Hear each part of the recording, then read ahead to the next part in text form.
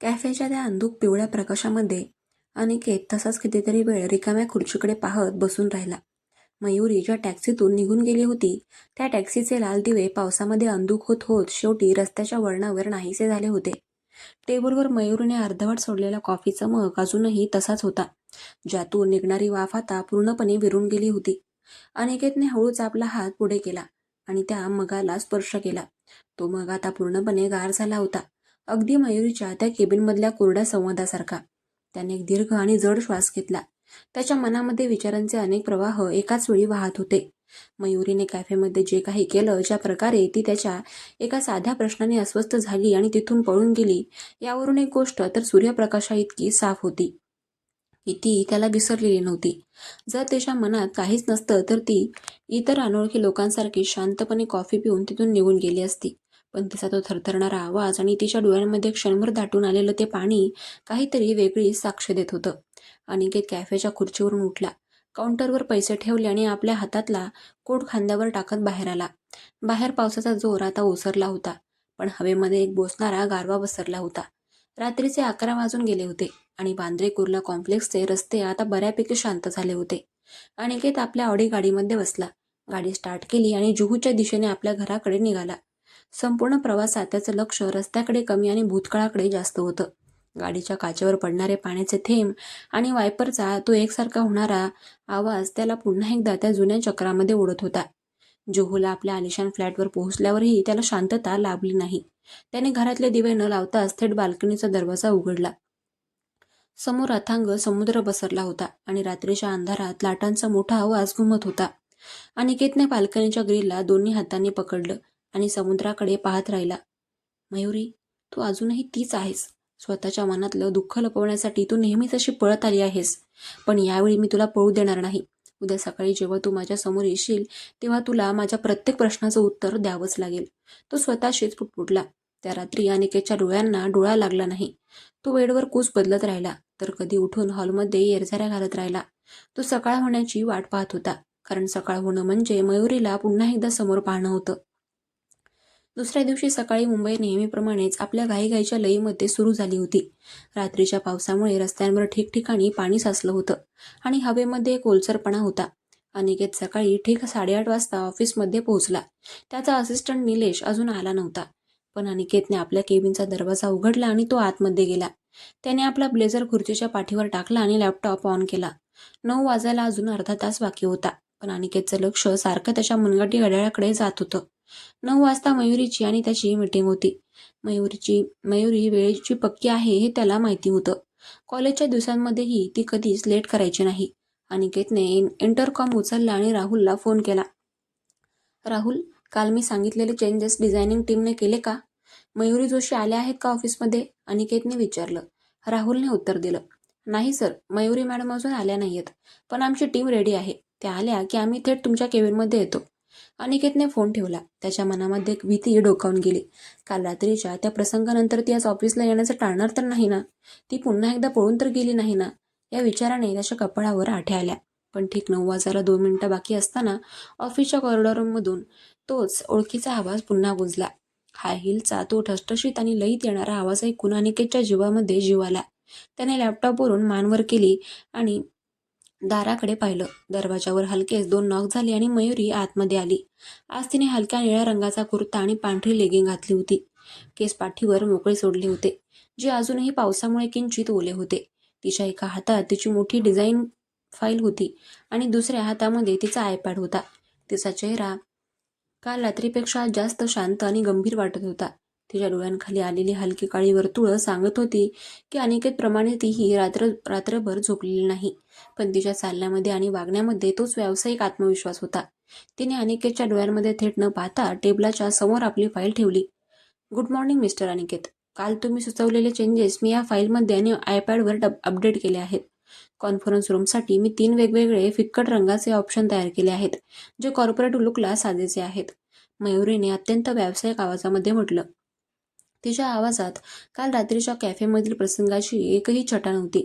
जणू काही काल रात्री काही घडलंच नव्हतं. अनिकेत तिच्या या वागण्याने थोडा अवाक झाला. तो खुर्चीवर मागे टेकून बसला होता आणि तिची फाईल आपल्याकडे ओढून घेत म्हणाला. Good morning miss Joshi. बसा. तुमची वेळेची शिस्त मला आवडली. मला भीती होती की काल रात्रीनंतर कदाचित तुम्ही आज यायला थोडा उशीर कराल किंवा कदाचित. अनिकेतने वाक्य अर्धवट सोडले आणि तिच्याकडे रोखून पाहिलं. मयुरीने समोरची खुर्ची मागे ओढली आणि ती अत्यंत शांतपणे बसली.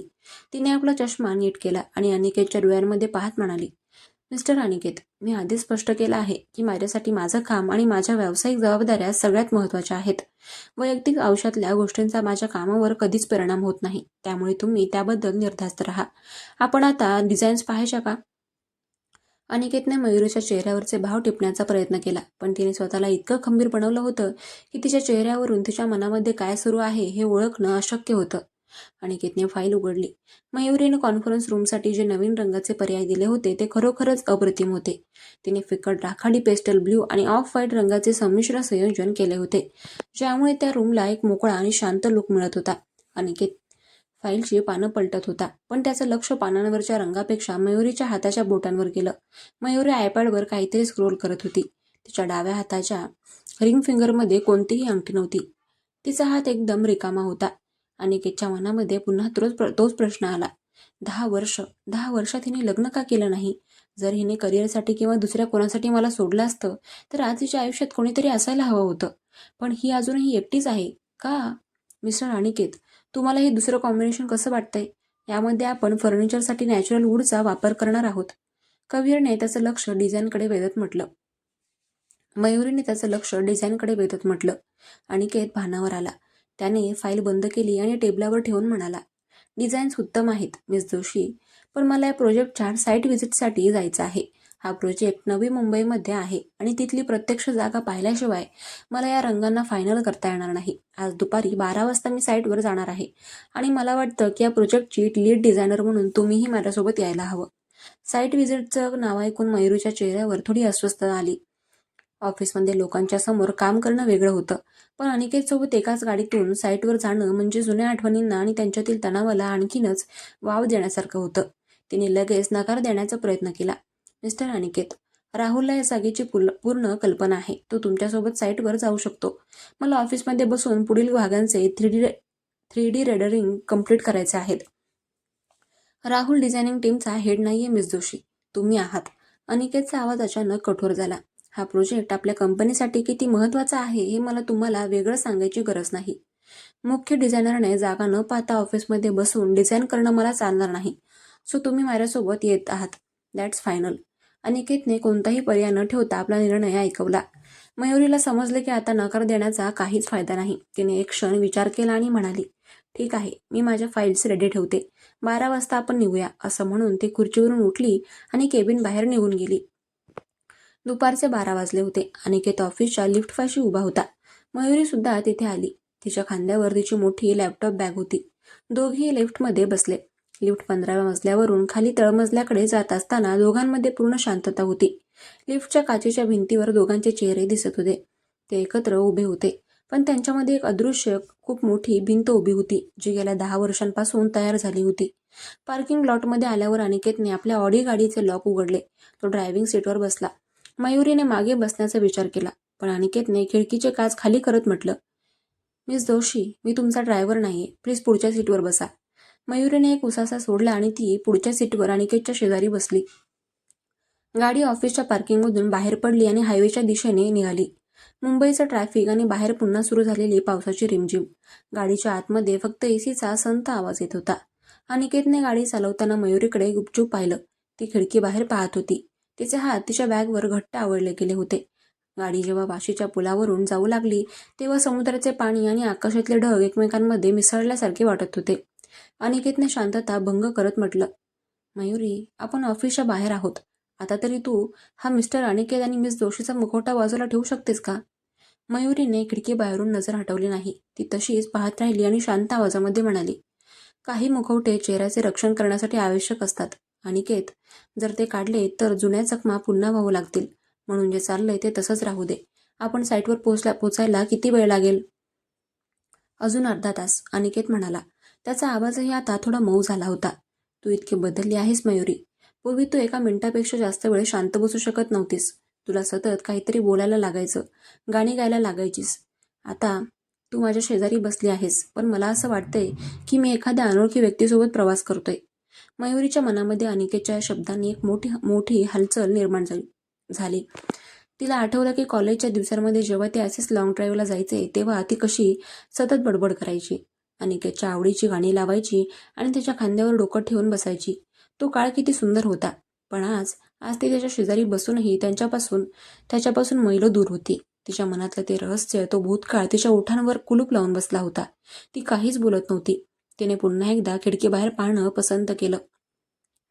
गाडी अखेर नवी मुंबईच्या त्या मोठ्या साईटवर पोहोचली. ही एक भव्य अर्धवट बांधलेली कमर्शियल इमारत होती. तेथे कामगारांची गडबड सुरू होती. सिमेंट आणि विटांचे ढीग पडले होते.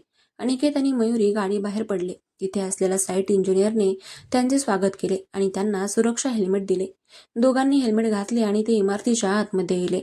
इमारतीचा विस्तीर्ण हॉल, मोठ्या खिडक्या आणि तिथून दिसणारा परिसर पाहून मयुरीच्या डोळ्यांमध्ये एक डिझायनर म्हणून चमक आली. ती लगेच आपली फाईल आणि आयपॅड घेऊन जागेची पाहणी करू लागली.